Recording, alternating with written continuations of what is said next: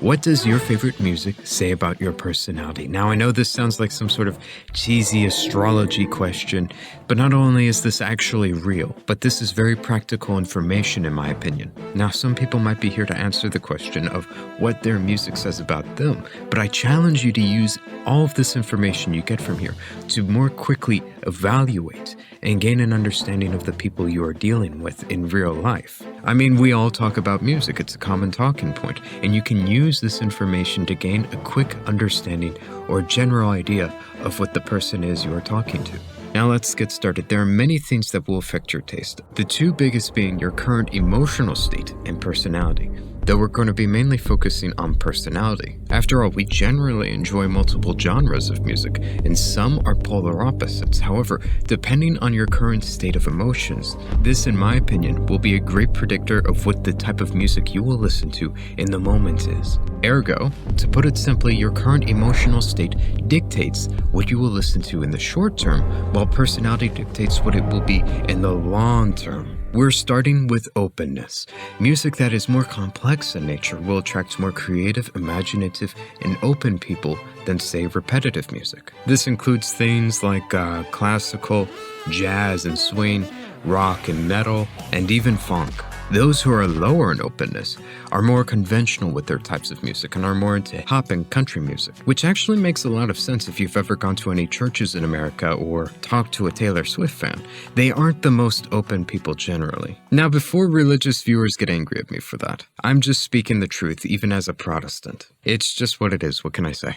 However, I want to touch on things like funk and metal, as those things actually correlate with low self-esteem and even antisocial behavior. However, when you look into it, it makes sense, and I personally wouldn't worry about it as a person who enjoys those genres, except for the more extreme stuff, to say the least. The way I view it is, the more rock you are, the more normal you are, but the heavier into the metal you get, and the more depraved sounding it becomes, then we get a problem, and we probably should ask ourselves if there's something wrong with you. But on that one note, it has to do with a key trait: neuroticism. Neuroticism, one of the big 5 personality traits, is typically defined as a tendency towards anxiety, depression, self-doubt, and other negative feelings. Which is fascinating because having higher amounts of neuroticism draws you into this type of art that reflects that. Same with extroversion in hop and happy music. And shockingly, this is also true for rap.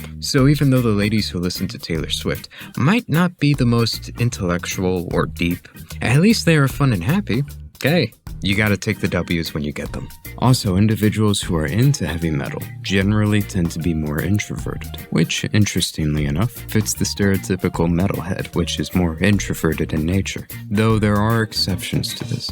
Keep in mind, there are different mixtures to these things, and people can enjoy different types of genres at the same time. Keep this in mind. But going to classical music, not only do they tend to be higher in openness, but they are higher in agreeableness, they're more kind, and generally lower in neuroticism. Whereas for people who listen to funk, they are lower in agreeableness. This shouldn't come as a shock to anyone. I mean, have you ever listened to funk? It is violent in nature. The very creation of it relies on percussion, which is the physical beating of an object. And you can feel that energy, the same energy that is used in the drums of war.